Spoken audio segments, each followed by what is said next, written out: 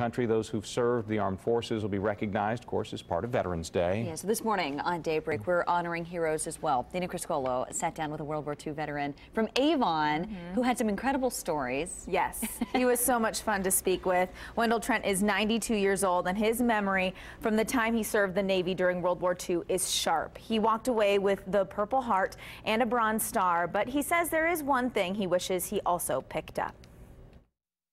The atmosphere changed just 100%, you know. It's serious business, you know. The horseplay is over with. Now we get down to business. And so I said, Wendell, what have you got yourself into, you know? Navy Corpsman Wendell Trent was just 19 years old when he arrived on the beaches of Iwo Jima. Trained as a medic, Trent said the forces in the Pacific also needed replacements after the Battle of Saipan.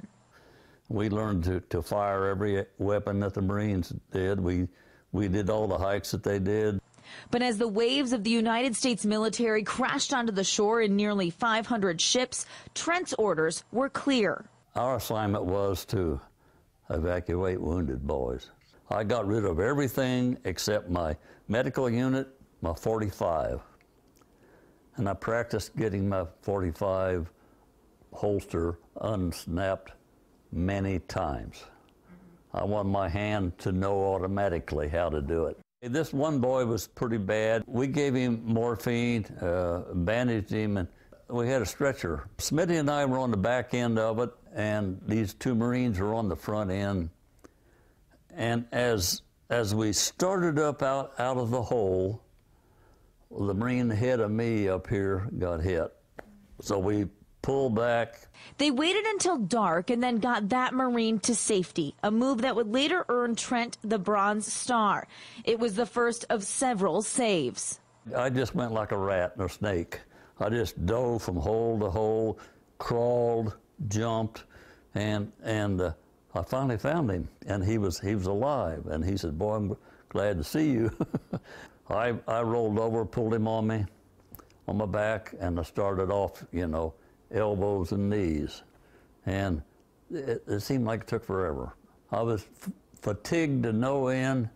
I felt like I accomplished something that I didn't think I was going to be able to do. I thought I was going to get both of us in trouble. Trent spent more than a month on the island. On all of the 36 days I was on there, never changed my clothes once. Shoes stayed on all the time. In the end, he witnessed the famous flag raising on Mount Suribachi. We could look up there and we can see the little bitty activities up there is about all it was, you know, from where we were. And so it didn't mean anything too big to us right then. We had serious things on our mind, you know. Trent's next assignment was to head to the Japanese mainland, but the war ended before he got there. Iwo Jima would be his first and last battle as a Navy corpsman. There were 70,000 of us. Of just one of 70,000. I wish I knew some boys' names that I helped. And then I think the second thing, now that's what I'm trained to do, you know. That's what I'm supposed to do, and that's just my job. But I still would have liked to have been able to call them up when we're 60 years old and say, "Hey, how you making it?" you know. Trent does keep in touch with a lieutenant who lives in California and another World War II veteran he's befriended who lives in Anderson. Oh my gosh, what incredible stories. And I imagine you probably just sat there and wanted it to keep going, the conversation. I said, take it away, Wendell. Yeah, you got it.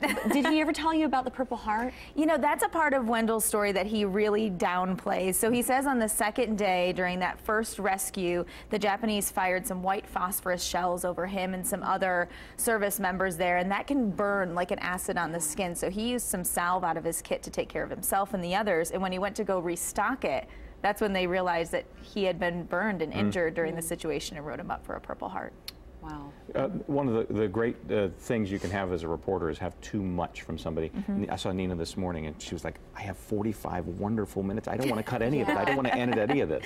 So right now, currently in an edit bay, I'm working on that complete interview so that we can put it on wishtv.com. So it should be available shortly. It's a little bit of a process to deal with 45 minutes. I was lucky to get 3.5. Yeah, right, to put this story together. Right. But what a treasure for his family, too, to be able to have Absolutely. access to. All right, thanks, Nina. Yep. 7:38.